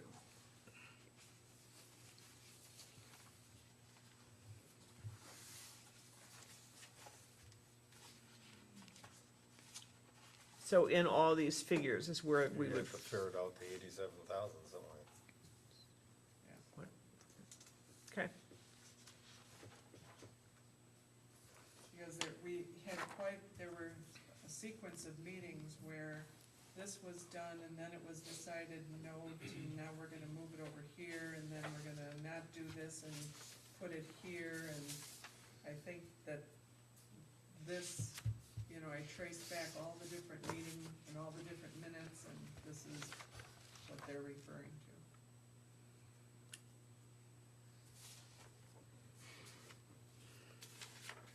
to. I think one of the decisions we're gonna have to make, and I'm going back to the levy override now. Well, one, we're gonna have to make the decision, do we go for a levy override? Secondly, at what level do you go for a levy override? Do you go with the projected 400,000, or do we? You have to start telling the story somewhere, and I don't know whether this has to be read into the record or not, but this is something that I prepared just as an example of what, happens with some percentage increases, so you could show people, on an individual basis, instead of just saying, we're gonna raise your taxes. My home is valued at $227,500, and I paid $2,064 in taxes. If we raise taxes 6%, without saying it's 6% to someone, I would pay $123 more a year for the value to be here, and that would raise, if everyone did that, that would raise $100,000 in tax revenue. But, so if you can show by example on an individual basis what we need to have done to maintain, just to maintain what Liberty Grove offers, not to build up even more of a fund, but we have to get that story and make it, as strong as possible to the voters, that they can't go on paying the same taxes that they've always paid or expect a decrease and expect more services or at least maintain services. We know that, but And even, I agree with you completely, Paul, and even more fundamental than that is even a list of what services are provided. I've heard snide, comments from public sector section saying, what services? In other words, like, what are we getting anyway? They had no idea. They had no idea, for example, that road maintenance, it didn't mean just paving. It meant everything it's done during the year to plow and salt and trim and so forth. That kind of thing, even more fundamental. Then the comment, for example, that was made at the November meeting, that was, I'm sure, eaten up with a spoon, was, well, I pay $4,300 a year in property taxes. I don't see $4,300 in services being applied by the town. Well, that 4,300 obviously is not all the town's doing. I mean, something as fundamental as that was bandied about, and I'm sure that was taken as gospel that night. sure, that was a lynch mob. Yeah. But what would the impact on the levy be at $500,000 on, what would that do for the mill rate? Was it 19 cents for 100,000? I thought it was 16 cents for 100,000. So times 5. 80 cents for 100,000. So Paul, I think your number's a little skewed then. So if you got $200,000 house, that's $160. Oh, okay. No, he's right. But Right, I only Paul went only on came up this with ju- 100,000. Right. You're talking about 500,000. Right, That's what I meant. I just did as an exercise, I didn't go up any higher, but I just wanted to see what a 5% increase on my property taxes, or everyone's across the board, would bring us. You know, it might have to be more than that in percentages, obviously it would, because at 6%, that came up to $100,000 more, if I'm using a base of $1,574,000 on general property taxes as a figure to come up with these numbers, so. Well, I thought we were coming up with about $16 for every $100,000 of property value. For I believe so. 100,000 or Per for? 100,000. Oh, So if you had a okay, so that's what he said. $200,000, That's what he a said. $200,000 piece of property, your increase would be $36 a year. So 5 times the 16 is $80. So for $500,000, you pay $86 more a year, and the town would reap $500,000 in levy override. That's, And if you do that as an ongoing thing, the next year, you don't have that anymore. You're up at that level and you kind of sort of stay at that for a period of time. right, because one of the 11 voters against that approval of the highway budget the last time, or the override, you know, mumbled through the whole meeting about all they're trying to do is raise my taxes. I mean, that's Oh, the, yeah. that's the whole thing we have to overcome. But that was one of the 11. but- And out of that $4,300 or $4,800 was mentioned that night, 17% of that goes to the town. Right, exactly, Yeah. 17%. 17%. Not $4,300 Right. to the town. And where's my $4,300 in services? When you're holding your baby, it makes a big impact. Yeah, exactly. Between 2005 and last year, my property taxes went up a total of $100, of which the town got 17%. I went back and found all the property tax bills, just to check it out.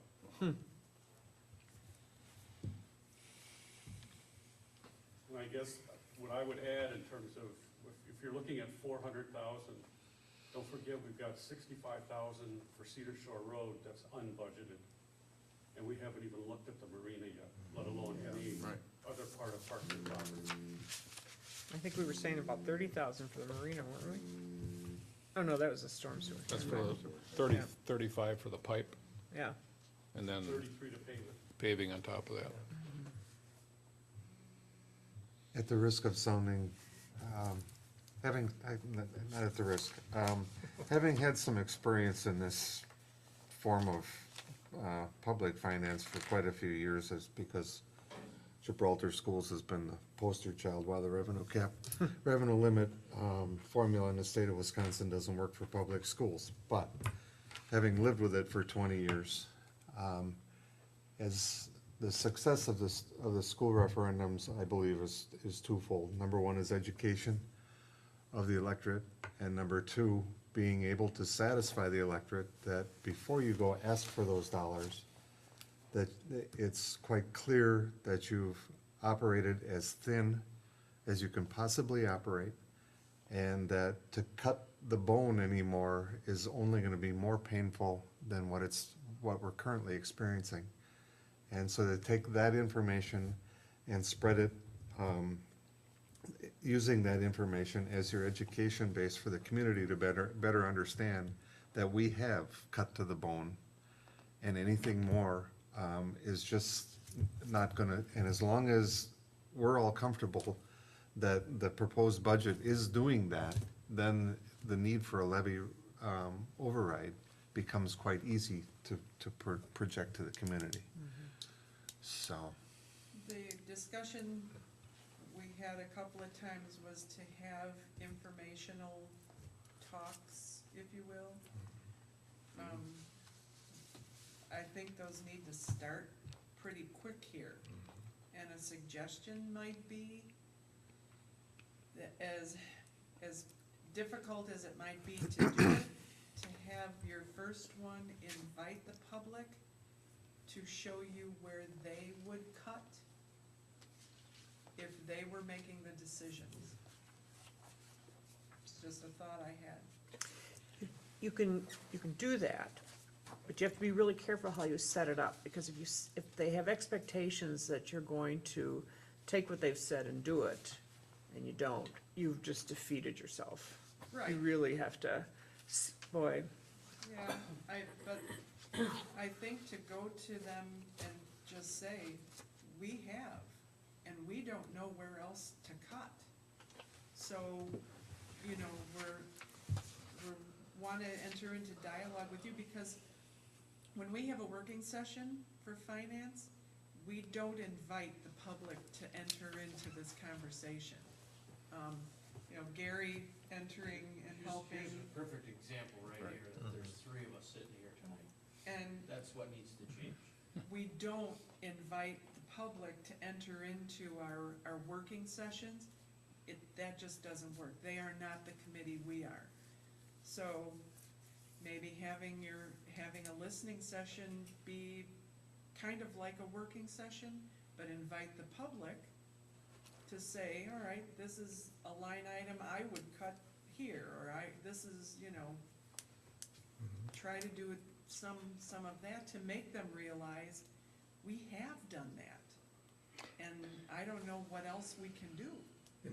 One of Well- the things that we'd have to be prepared for, though, apropos of what Diane's saying, is the idea that the way to really save the money is to get off of doing the roads ourselves and putting it back on the county. Because that's where there's gonna be hundreds of thousands of dollars of savings, and if we don't do that, we've missed the boat. Because everything else is sort of, you know, a backhoe here and a plasma cutter there do add up, but the real gold mine, the vein of gold is going to be, let the county do the highway department, sell off the equipment, do something with the garage, and we'll be on easy street.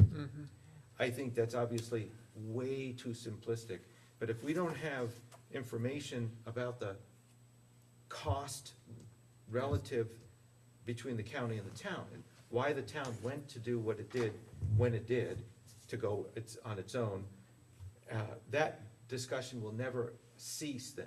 It'll always be open to say, well, unless the town goes with the county in the highways, we're never gonna save any money. There's the money, it's in the highways, and that's what we need to do. And we already have some of this information. That's my Yeah, point, though. yeah. Like Diane said, if we're not prepared to show that there was a financial and service-oriented reason for the town to do what it did, and not go back on that now and throw it back to the county, then they're gonna say, anybody can say then, you're ignoring the obvious solution here. But it was done for that reason. There certainly has to be an exercise, that has to be an exercise as part of this. And this is what, For sure. what Fred meant, we have to educate with all the facts, and we have to do the work beforehand. Right, 'cause I know that exactly what comment we're about talking Turning about. the roads over to the county was made at the highway approval meeting a couple of weeks ago. And there were people nodding their heads, yeah, that'd be great to have the county do it. They think it's gonna be free. No, we pay the county an awful Yeah, lot. but I already have information on Right. this. But how old is that? Not even a year, Oh, really? yes. Oh, okay. I thought it was from the last time this all came up. it's just Yeah, all so about, it's a fresh you know, one. it's one thing to say, let's have a meeting, and I think we should, but we really have to be prepared, or it'll Absolutely. just backfire. Well, yes, but until you do it, you don't know what they're going to, you don't know what they're going to suggest. You don't know what they're gonna throw at you. And if you have an answer for it, then you provide the answer, but if you don't, you look into it and come back the next time with the answer. Yeah, I think it would be an eye-opener for a lot of people if we could get more than 3 people to attend, because that's what started my interest in being more involved with the town, was when I sat as one of the 3 in the audience when you guys were cutting $30 out of Christmas bonuses. And I thought that was just ludicrous. I mean, you're getting down to, this makes no sense. We just reconfirmed $1,000 and Are involved in the budget on one of the committees. I mean, we're not just public who have no knowledge of what the committees are doing. We sat on the IT committee last night, we developed their budget. So it's, you know, And then we also have to be prepared Or- too, that's a good point.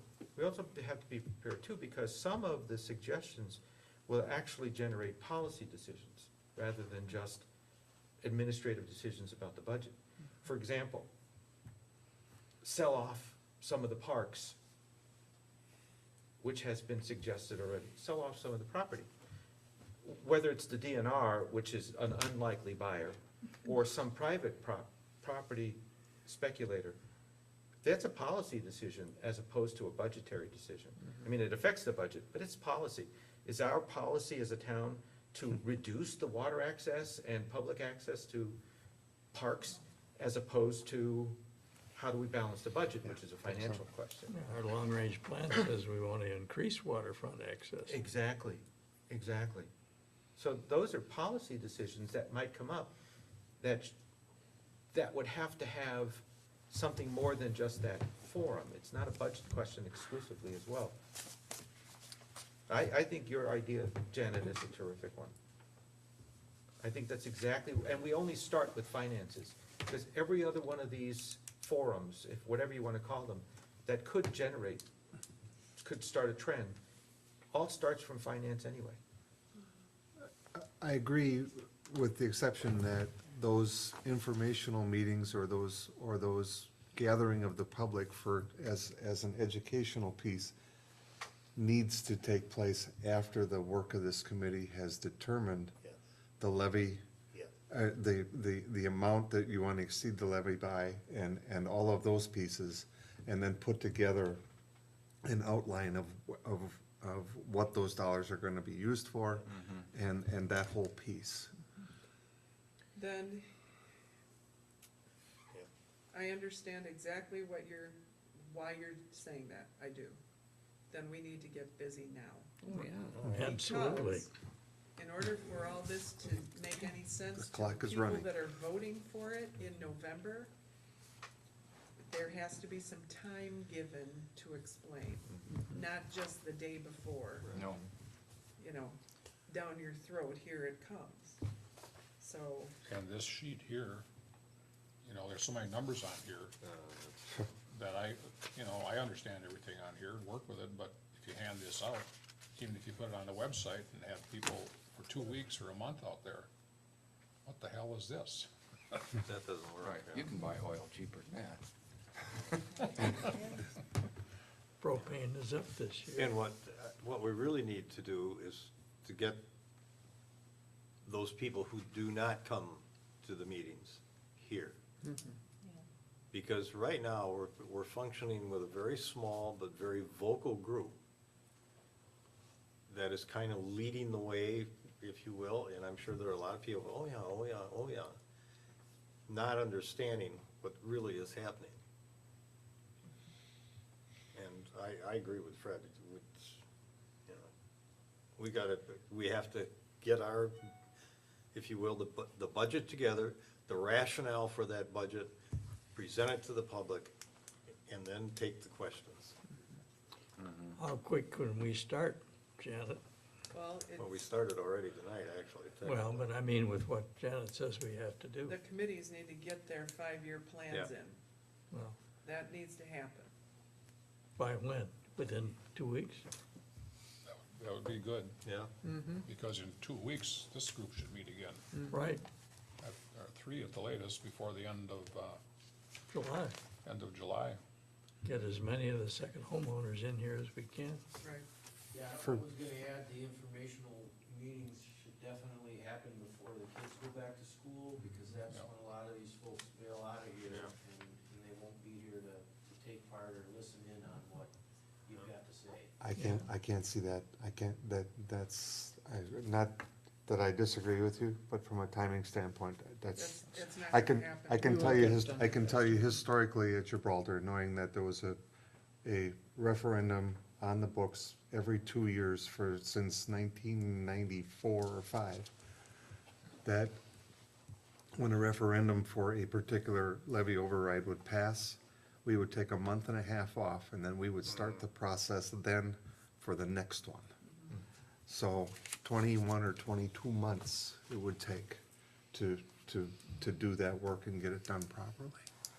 So, I don't see that we're gonna get this done before kids go back to school. But a lot of our second owners also leave when it gets cold. All right, after And I- Fall Fest. I think we could probably present something, maybe the end of September or very beginning of October. If we That's can even get a the lofty committees goal. to get everything put in and, I think that's too late. I think we gotta right. move I don't much, think we'd much have sooner. anything for Parks and Property before then.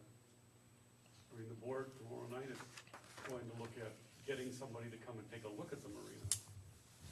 And then once that is done, going out and getting bids on what needs to be done. So that's gonna be a 60 to 90-day process right there. And I don't think we've really taken a look at the parks yet, and what we need in terms of maintenance of the parks. We've looked at equipment, but we haven't taken it any further than that. The marina's the big holdup, and that's gonna be the big expense.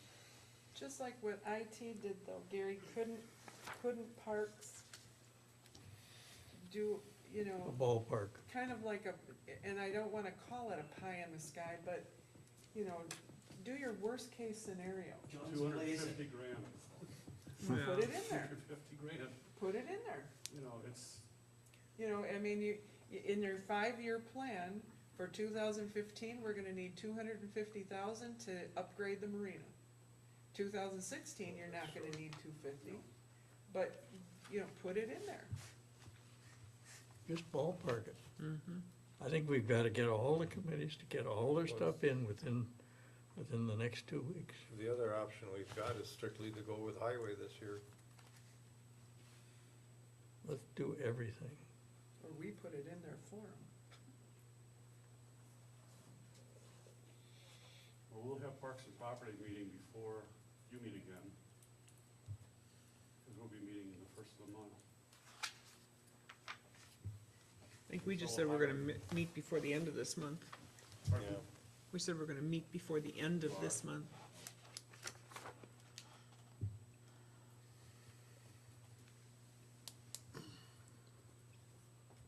When does Parks and Property get their thing scheduled then? Our meeting, Mhm. 5th, August 5. So does this committee wanna meet again on, let's say, the 30th of July, so Wednesday? Okay. Yeah. 5 o'clock? 7's better. That's cool. Is 7 better for everybody?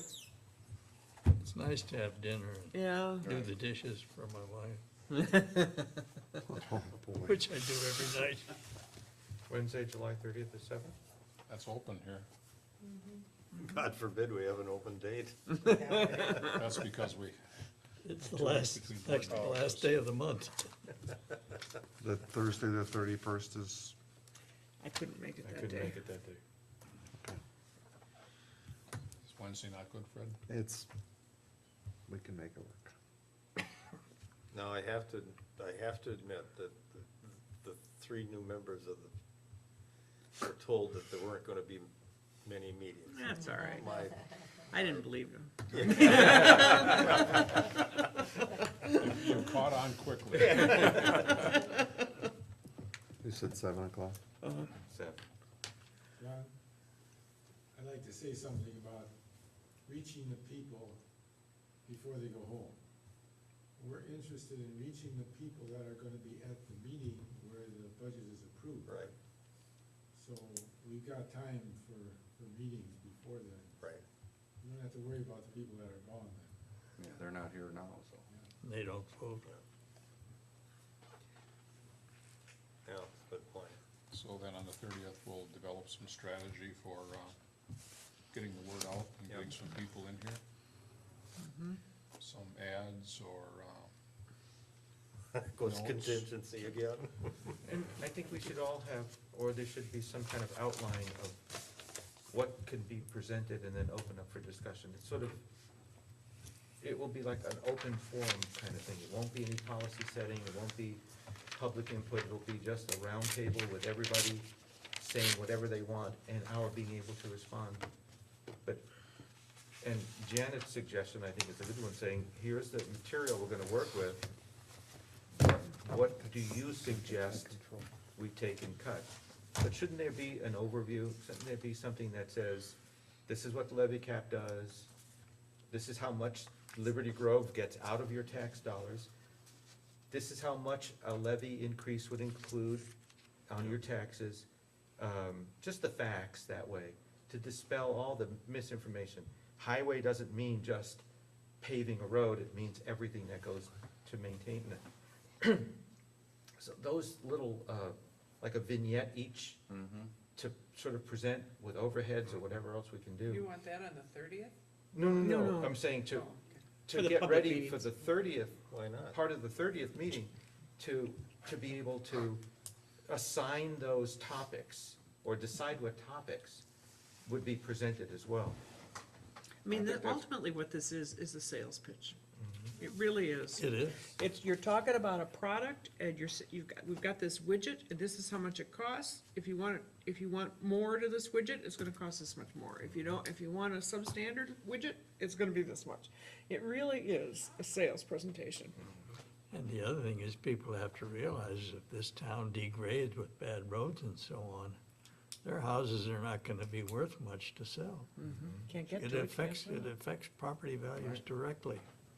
The more taxes you pay, the higher your assessed value and the higher price you can ask for it. So, at the 30th meeting, that would be including, the pros and cons of outsourcing our town highway or doing it ourselves.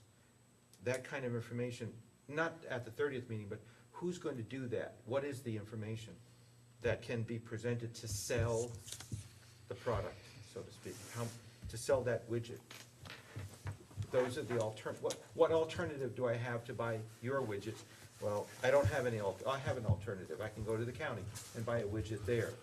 Why is it not worthwhile going to the county then? If we're not ready to start to think about who's gonna do that at the round table, then we're not prepared. That's right. But now on the 30th, are you looking to start cracking these numbers? Yes, Gonna have to. let's start now. Okay. Can I add Mike? something to what Peter just said?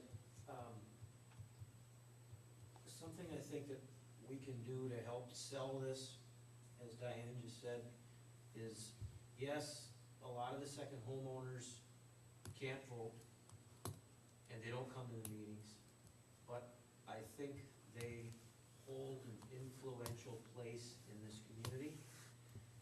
I think of the people that Lou mentioned, I also know the Christmers, and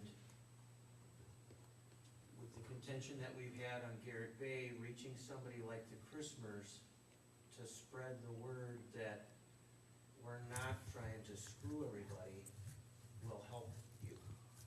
Even though the Christmers don't live here year-round, they don't vote here, and they probably won't be here in the fall, just their opinions spreading throughout that part of our community to some of the others that are, doing what they're doing, I think will certainly help you in selling what you're trying to sell here. I think a lot of the second homeowners in that position, like I said, even though they're not as involved with the town as we'd like them to be because they don't vote and so on, just socially, I think have a lot of influence here on those of us that do something that they said. Well, and philosophically, they pay the most. And that was kind of what I was. 83% of the It's probably taxes. not even philosophical. Well, Literally. I guess, Real world, I guess what I'm saying 83%. is we owe them, I guess. Or Those allegiance. taxes we wanna raise are gonna be paying a lot of those are gonna be Right. paid by them. So, yeah. I mean, we at least owe them an explanation of what's Absolutely. happening. As, And hopefully that spreads to the voters. Exactly, that's kinda, yeah. as large a question is as large a question as the highway piece is, would it be appropriate do you think you could have those figures that you said that you have some of already? Do you think that we could at least put that piece of the book to bed on the 30th, where we're confirming that how we do the highways and keeping it internally is cost-effective versus doing it, contracting with somebody from the outside? We pretty much have everything Cause that is a big put part that of it. together. I mean, I mean, if, that is the biggest chunk, right? So, and it sounds to me, I wasn't present at the meeting, but it sounds to me as if we answered that question, that might be a great place to use to feed going down the road from there. So, Secondly, though, too, what Paul brought up, which is verify, is it $16 for $100,000 of value? To quantify that in no uncertain terms would make it very simple then to say, 500,000, it's $86 a year. You can't really go to dinner for two people anywhere in a nice place around here without spending that much, and that's what it would cost. There hasn't, and how, there hasn't been a tax increase. I've heard John say it as well. There has not been a tax increase. But even going back to the levy cap and how expenses are going up, the just doesn't work. revenue is going down, what we talked about needs to be reiterated as well. With as many bells and whistles, charts, some people are visual learners, some people are auditory, but any way you can get a message across, even the most fundamental, like what are the services? The fire trucks just don't come out of the woodwork. And how many fire calls or ambulance calls and things like that. And for example, the letter we got, I guess, I assume most of us got it, from one of the part-time residents who think that the town is interested in getting shiny new fire trucks for no other reason than it's a big boy toy. That's what it is. And to hear, that interpreted in such a way as to say, I can brag about my shiny new red fire truck, which can't get down the road or anything like that. Well, obviously, the state and federal and county, but state in particular, fire requirements about what trucks should look like and how they should be, is what's driving the decision to buy the truck. Investing money, which is what the fire board has looked at now for 3 or 4 years, in the decision to buy that new truck, the largest single expense was maintenance on those 2 trucks, by far. So we're paying more, much more, than what that fire truck, the new one, is gonna cost. It retires 2 to 3 vehicles that we were spending tons of dollars on to replace it with one that meets the minimum requirements from the state to begin with. It's not about new fire trucks, shiny new fire trucks, which is so easy to say. Oh, all they want is a shiny new fire truck, just to show everybody what they've got, without realizing there was a lot of anguish about that decision and financial decisions made behind that. Well, and in that case, since you never had a fire, why buy fire insurance? Exactly, exactly. I mean, it's- To follow up on Fred's comment, Janet, can we get copies of the contracts between the county and Gibraltar and Bailey's Harbor and some of the others, so that we know the terms that we would have to negotiate with the county to take over our roads? Because I think it's gonna cost us a lot more than we're spending now. And that would Well, be I can ask them, but it's a moot point. well, it's public information. Yeah, it is. They but can't withhold it. It's a moot point, but I can ask them if we can get a copy of it. Can we get it from the county highway department? get it from the county. Yeah. Get it from the county. And what about the intangibles, though? What about the service? Was there a level of service that was not being provided by the county? If all things being equal, the county and the towns were exactly equal in terms of amount of dollars spent, take that away. Are there intangibles like service levels? All right, I don't think Or they know. some- what There are not- many intangibles in But you that can never measure department. intangibles, that's the Well, that's what I problem. mean, but Yeah. there must have been something from an intangible point of view that drove that decision as well, no? Yeah, we're the farthest away from the county, All right. so we're the last ones to get service. Yeah. Our people are right here, and they service us right here. I don't think, and that, I agree with you 100%, Peter. and I don't think anyone would dispute the fact that, using this last winter as an example, that the service that we got was extraordinary. And that, how do you, I know you can't measure it, but then there must have been some anecdotal information that we must have had at the time to say, the reason that the town shifted over, whenever it did, from the county to its own, was driven also by the fact that we didn't get we were the last in line, we didn't get the plowing the way we could have had it. I don't know anecdotally what that might be. The town always took care of it. We always have done our own here, just like the island of Washington. 3 new guys to come and do our plowing for us, just because you, No, no, they won't do it. So, but you mean, there was never a time that the town did not, that the town had the county? Not to my knowledge. I've never seen anything in the minutes books that suggests, We've always done it here. In the minutes books, it always talks about the town buying its truck. The town needed a truck, the town bought a plow, the town, That town shop building's gotta be, I've watched the town money. shop for 43 years. but I mean, the old town shop Yeah, the building's old gotta town be. shop.